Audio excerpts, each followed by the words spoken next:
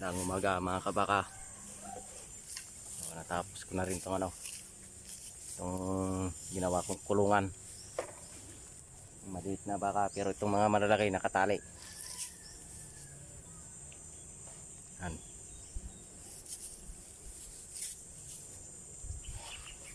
Para masana yung dalawang maliit na pasaway.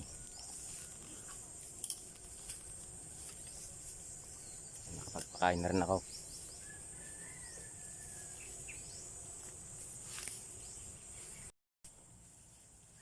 Ito yung balls. Ama ng kan. Dalawang kan na yun. Anak ng baka. Inalagaan ko.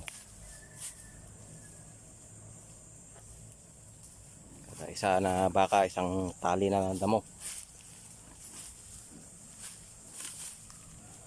Ay kinaapak-apakan na nila. Kakainin nila ito mga kabaka. Gusto, nakatambay yung hating drum na may tubig.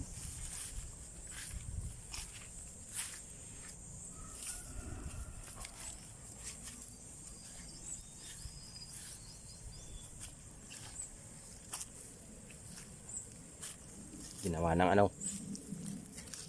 kutson yung damo. Busog na.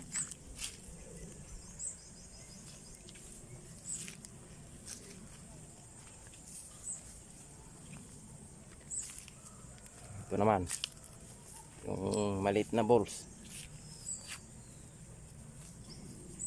Sawa na sa sa damo na kinuha ko, ginapas ko.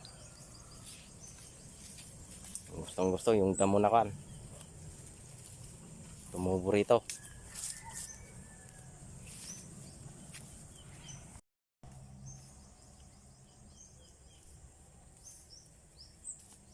Malaking halaga nitong ginawa kong kulungan na ito. Para sit tong anak ng baka. Hindi pa pwedeng talian.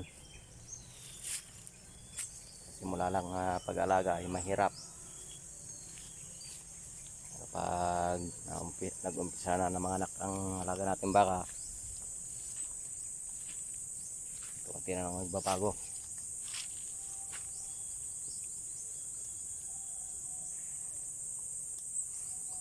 So yung extra incap. Ito na yung naulila. Tumpulo na sila dito sa sa damo na ginapas ko. Mga okra, yung tanim ko na okra na kan, luma na, nabas ko na mga kabaka.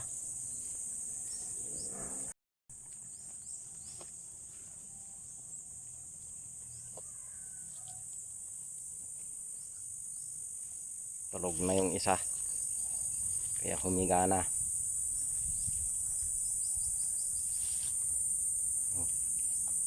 Matakaw, pati bunga ng okra kinakain. Busog na tong naulila. Uminom na rin ng tubig. Naka-recover din.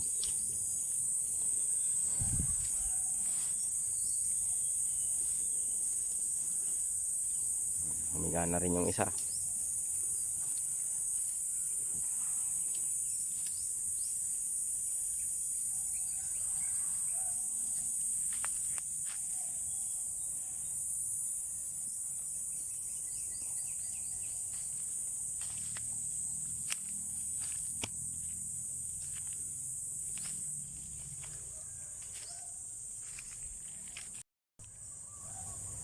Kahit ito yung damo, kakainin pa rin nila.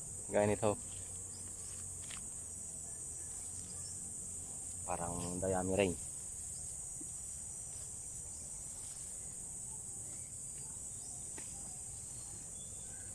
Mapakita ko sa inyo mga kabaka.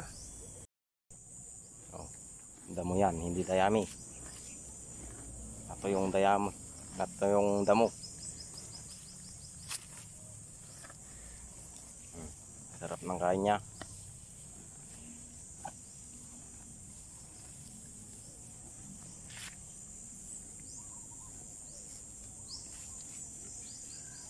Yung isa sama na sa damo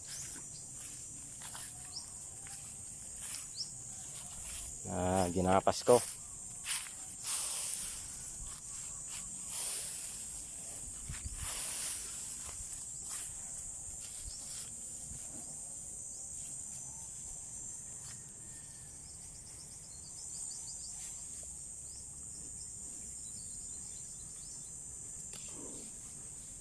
Kinokontrol ko lang ang pagkain nito mga kabaka para hindi tumaba ng tumaba.